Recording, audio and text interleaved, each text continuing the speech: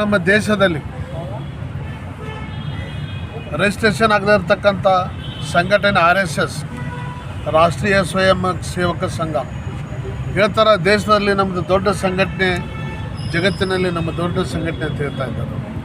ಅವರು RSS ಸಂಘಟನೆ ಅವರ ಮೂಲ ಉದ್ದೇಶ ಈ ದೇಶದಲ್ಲಿ ಬಹುಸಂಖ್ಯಾತರಾಗಿರ್ತಕ್ಕಂಥ ಅಸ್ಪೃಶ್ಯ ಜನಾಂಗ ಅಂದರೆ ದಲಿತ ಜನಾಂಗ, ಹಿಂದುಳಿದ ಜನಾಂಗವನ್ನು ತಮ್ಮ ಕಪಿ ಮುಷ್ಟಿಯಲ್ಲಿ ಇಟ್ಕೊಂಡು ಅವ್ರ ಮೇಲೆ ಆಡಳಿತ ಮಾಡಬೇಕಂತಕ್ಕಂಥ ಒಂದು ವಿಚಾರವನ್ನು ಇಟ್ಕೊಂಡು RSS ಸಾಫ್ಟ್ ಕಾರ್ನರನ್ನು ಅವರು ಉಳಿಸ್ತಾ ಇದ್ದಾರೆ ದೇವರ ಹೆಸರಿನ ಮೇಲೆ, ಧರ್ಮದ ಹೆಸರಿನ ಮೇಲೆ.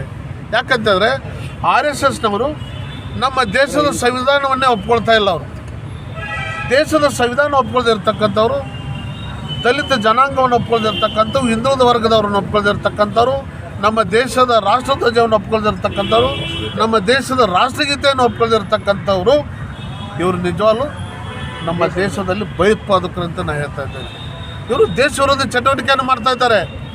ನಾನು ಕೂಡ ಒಬ್ಬ ಹಿಂದೂ ಧರ್ಮದಲ್ಲಿ ಹುಟ್ಟಿದ್ದೀನಿ. ರಾಷ್ಟ್ರೀಯ ಹಿಂದೂ ಸಂಘಟನೆ ಎಲ್ಲ ಧರ್ಮವನ್ನು ಗೌರವಿಸ್ತೀವಿ. ಯಾವ ಸ್ವಾಮಿ ವಿವೇಕಾನಂದರು ಹುಟ್ಟಿದಂಥ ಧರ್ಮದಲ್ಲಿ ಹುಟ್ಟಿದ್ದೇವೆ, ಮಹಾತ್ಮ ಗಾಂಧೀಜಿ ಹುಟ್ಟಿದಂಥ ಧರ್ಮದಲ್ಲಿ ನಾವು ಹುಟ್ಟಿದ್ದೇವೆ. ನಾವೆಲ್ಲ ಧರ್ಮವನ್ನು ಗೌರವಿಸ್ತೀವಿ. ಆದರೆ RSSನವರು ನಾವು ಹಿಂದೂ ಧರ್ಮದ ರಕ್ಷಕರಂತ ಸುಳ್ಳನ್ನು ಹೇಳ್ತಾ ಇದ್ದಾರೆ. ಅವರು ಹಂಗಾರೆ ಹಿಂದೂ ಧರ್ಮದಲ್ಲಿ ಯಾಕೆ ದಲಿತ ಸಮುದಾಯ ಇಲ್ಲ, ಹಿಂದುಳಿದ ಸಮುದಾಯ ಇಲ್ಲ, ಯಾಕೆ ಸಿದ್ಧಿ ಸಮುದಾಯ ಇಲ್ಲ, ಕಾಡು ಸಮುದಾಯ ಇಲ್ಲ?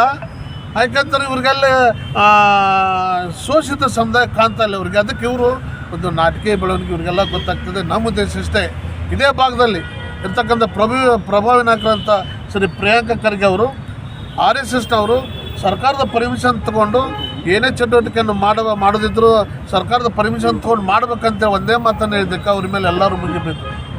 ಒಬ್ಬ ದಲಿತ ನಾಯಕನನ್ನು ತುಳಿಯುವಂಥ ವ್ಯವಸ್ಥೆಯನ್ನು ಕೂಡ ಮಾಡಿದ್ರು RSSನವರು. ಆದರೆ ಅದು ಎಂದೂ ಸಾಧ್ಯ ಇಲ್ಲ. ರಾಷ್ಟ್ರೀಯ ಹಿಂದೂ ಸಂಘಟನೆ ರಾಜ್ಯವ್ಯಾಪಿ, ದೇಶವ್ಯಾಪಿ ಏನದಲ್ಲ ಸಂವಿಧಾನ ಪರವಾಗಿ ನಾವು ರಾಷ್ಟ್ರೀಯ ಹಿಂದೂ ಸಂಘಟನೆ ಕೆಲಸ ಮಾಡ್ತದೆ. ಈ ದೇಶದಲ್ಲಿರ್ತಕ್ಕಂಥ ಶೋಷಿತ ಸಮುದಾಯ, ದಲಿತ ಸಮುದಾಯದ ಪರವಾಗಿ ಕೆಲಸ ಮಾಡ್ತೈತಿ.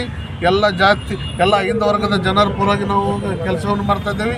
ಅದೇ ರೀತಿ ಪ್ರಿಯಾಂಕಾ ಖರ್ಗೆ ಅವರ ಪರವಾಗಿ ಕೂಡ ರಾಜ್ಯವ್ಯಾಪಿ ಕೂಡ ನಾವು ಅವರು ಬೆಂಬಲಿಸಿ ನಾವು ಹೋರಾಟವನ್ನು ಮಾಡ್ತಾಯಿದ್ದೀವಿ. ನಮ್ಮ ಕೂಗು ಒಂದೇ, RSS ಹಟಾವ್, ಸಂವಿಧಾನ ಬಚಾವ್. RSS ಹಟಾವ್, ದೇಶ ಬಚಾವ್. ಇದೇ ಒಂದು ಸ್ಲೋಗನ ನಮ್ಮದು. ಅದನ್ನು ಒಂದು ಸ್ಲೋಗನದೊಂದಿಗೆ ನಾವು ರಾಜ್ಯವ್ಯಾಪಿ ಇದೇ ಫೆಬ್ರವರಿ 26ನೇ ತಾರೀಕಿನಿಂದ ಬಸವ ಕಲ್ಯಾಣದಿಂದ ಬೆಂಗಳೂರು ಫ್ರೀಡಮ್ ಪಾರ್ಕ್ನವರೆಗೆ RSS ಹಟಾವ್, ಸಂವಿಧಾನ ಬಚಾವ್, ಸಂವಿಧಾನ ಉಳಿವಿಗಾಗಿ ಭೀಮನರಿಗೆ ಜಾಥಾ ಅನ್ನುವಂಥ ಒಂದು ಘೋಷಣೆಯೊಂದಿಗೆ 16,000 ಜನರೊಂದಿಗೆ ನಾವು ಪಾದಯಾತ್ರೆಯನ್ನು ಕೂಡ ನಾವು ಮಾಡ್ತಾಯಿದ್ದೇವೆ.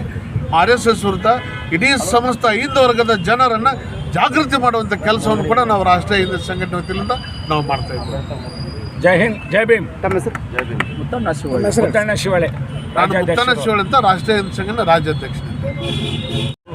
ನಮ್ಮ ಗುಲ್ಬರ್ಗಕ್ಕೆ ಆಗಮಿಸಿದ್ದಾರೆ. ನಮ್ಮ ಇಲ್ಲಿ ನಡೀತಕ್ಕಂಥ RSS ಚಟುವಟಿಕೆಯಲ್ಲಿ ನಮ್ಮ ದೇಶದಲ್ಲಿ ಭಾಳ ಹಿಂದುಳಿದ ವರ್ಗದ ಮ್ಯಾಗ ಒಂದು ರೀತಿ ಅನ್ಯಾಯ ಆಗ್ತಿದೆ. ಎಲ್ಲರೂ ಪ್ರಿಯಾಂಕಾ ಖರ್ಗೆ ಮ್ಯಾಗ ಎಲ್ಲರೂ ಮುಗಿಬಿದ್ದಾರೆ. ಒಂದು ನೀವು ಪರ್ಮಿಷನ್ ತೊಗೊಂಡು ನೀವು ಹೋರಾಟ ಮಾಡೋದಕ್ಕೆ ಅವ್ರ ಮ್ಯಾಗ ಎಲ್ಲರೂ ಮುಗಿಬಿದ್ದು ಒಬ್ಬ ದಲಿತ ನಾಯಕನಿಗೆ ತುಳಿಬೇಕಂತ ವಿಚಾರವನ್ನು ಅವರು ಮಾಡ್ತಿದ್ದಾರೆ. ಇದೇ ಉದ್ದೇಶವಾಗಿ ನಮ್ಮ ರಾಜ್ಯಾಧ್ಯಕ್ಷರಾದಂಥ ಶಿವಳ್ಳಿ ಅವರು ಬಂದು ಇಲ್ಲಿ ಒಂದು ಬೆಂಬಲವನ್ನು ವ್ಯಕ್ತಪಡಿಸಿದ್ದಾರೆ. ಅವರಿಗೆ ನಾನು ಧನ್ಯವಾದ ತಿಳಿಸ್ತೀನಿ. ಬರ್ತಕ್ಕಂಥ ದಿನಗಳಲ್ಲಿ ಎಲ್ಲ ರಾಜ್ಯದಂತೆ ನಾವು ಹೋರಾಟ ಮಾಡಿ ಮುಂದೆ ನಾವೆಲ್ಲ ನಮ್ಮ ದಲಿತರಿಗಾಗಲಿ ಹಿಂದುಳಿದ ವರ್ಗ ಯಾರಿಗೆ ಆದ್ರೂ ಅನ್ಯಾಯ ಆದರೂ ನಾವು ಹೋರಾಟ ಮಾಡ್ತೀವಿ ಅಂತ ನಾವು ಈ ಮಾತು ಹೇಳ್ತಕ್ಕಂಥ ಶಿವಶಂಕರ್ ಗುಣಮೂರ್ತಿ ಗುಲ್ಬರ್ಗ ಜಿಲ್ಲಾಧ್ಯಕ್ಷರು ಮಾತಾಡ್ತಾರೆ.